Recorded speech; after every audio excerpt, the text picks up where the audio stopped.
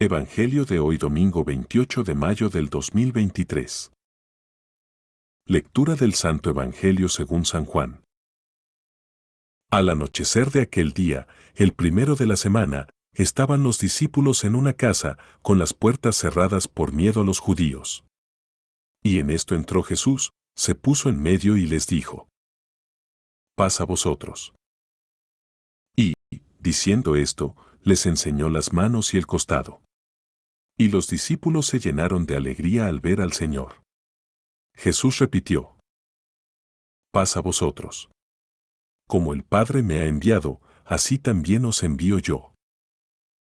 Y, dicho esto, sopló sobre ellos y les dijo: «Recibid el Espíritu Santo, a quienes les perdonéis los pecados, les quedan perdonados, a quienes se los retengáis, les quedan retenidos». Palabra del Señor. Queridos hermanos y hermanas, en Pentecostés celebramos el nacimiento de una iglesia que no se está quieta, ni a la defensiva, ni siquiera protegida, sino que es caminante, que sale al encuentro de las gentes. El Espíritu siempre zarandea y nos desequilibra. ¿Qué hacéis ahí plantados mirando al cielo? ¿Qué hacéis ahí atrapados durante horas por la televisión, o internet, o con los 1000 mensajitos del móvil? ¿Qué hacéis ahí repitiendo las mismas cosas de siempre, y en los mismos lugares de siempre? ¿Qué hacéis ahí sentados en el despacho parroquial, en vuestras sacristías, al calorcillo de vuestro grupo cristiano? ¿Qué hacéis ahí repitiendo las mismas canciones, los mismos rezos, los mismos programas, las mismas? Jesucristo, el hombre sobre el que había reposado el Espíritu en el día de su bautismo, había salido del Padre para cumplir una tarea. Y por eso mismo encarga a sus discípulos: como el Padre me envió, yo os envío. Su Espíritu nos quiere fuera, en medio de los hombres, con ellos. En cambio, una iglesia sentada, al resguardo, preocupada porque todo esté en orden y que se comunica con el exterior por medio de documentos y comunicados, denuncias y toques de atención, es una iglesia sin Pentecostés, sin Espíritu Santo. Esta iglesia con la que debemos sentir es la casa de todos, no una capillita en la que cabe solo un grupito de personas selectas. No podemos reducir el seno de la Iglesia universal a un nido protector de nuestra mediocridad. Y la Iglesia es madre, prosigue. La Iglesia es fecunda, debe serlo. Papa Francisco. La gente acudió por el ruido, provocado por el Espíritu, por lo que les pasa a los discípulos cuando el viento los descoloca y transforma, y no ciertamente atraída por el rumor de las discusiones internas, los planes pastorales, los documentos, las campañas y las declaraciones solemnes. El viento, cuando sopla, provoca desorden, se lleva los papeles junto con todo lo que está seco, caído, sin vida. Y los hijos del viento, los cristianos, disfrutan con las ventanas abiertas y olvidando el miedo a lo que pueda pasar fuera. Sobre todo porque ellos también están fuera.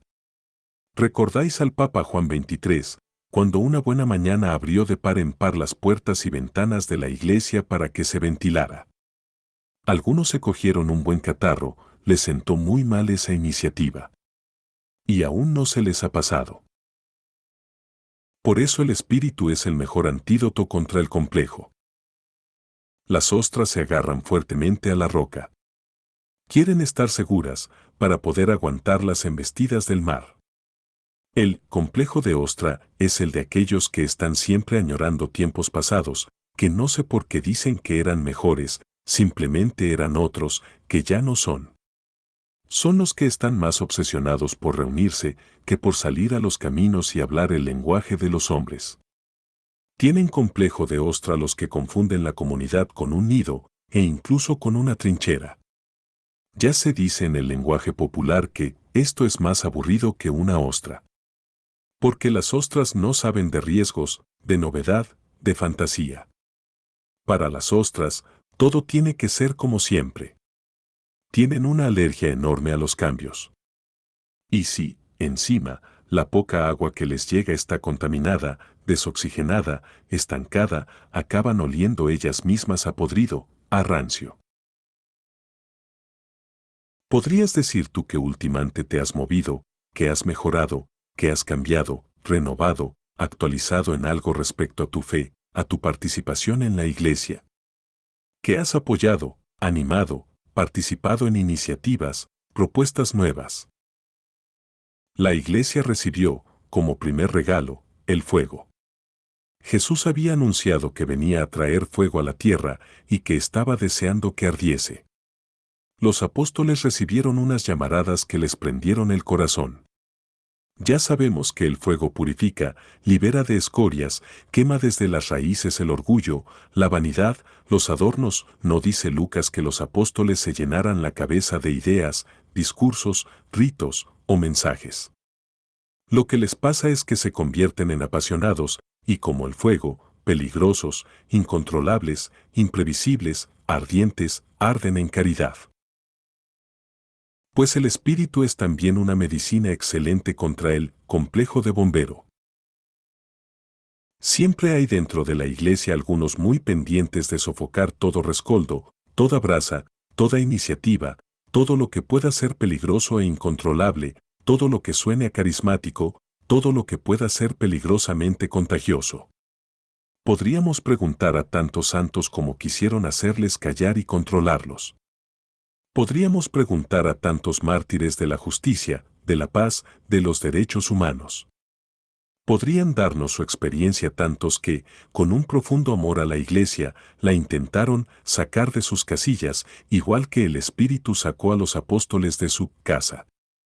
Podrían contarnos tantos fundadores de congregaciones religiosas e iniciativas apostólicas, cuántas prevenciones, cuántas zancadillas, cuántas incomprensión.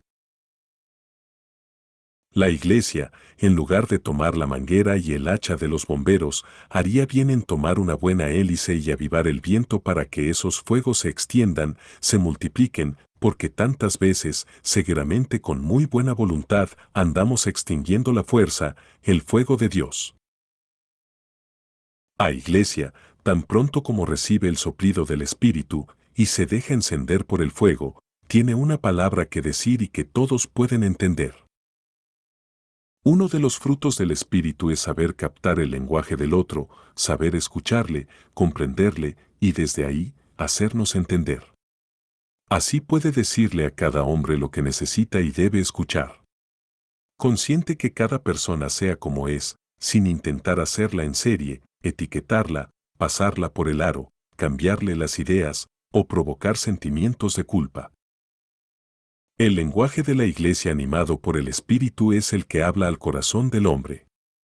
Un lenguaje universal que todos entienden porque todos entienden del amor, de la vida, de la reconciliación, de la fraternidad. ¿Cómo es que cada uno de nosotros los oímos hablar en nuestra lengua nativa? Nos hace falta la vacuna del Espíritu para no dejarnos contagiar del complejo del locutor. El locutor, cuando tiene delante un micrófono, tiene que hablar. Y muchas veces da igual lo que diga, tiene que rellenar el tiempo, aunque sea repitiendo continuamente la hora o lanzando opiniones, preguntas, incluso sin dejar responder, tantas veces haciéndose notar que acaba siendo su presencia lo principal del programa.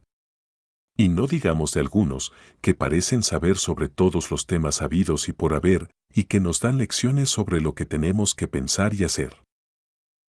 Dios nos guíe, Dios nos guarde. Amén.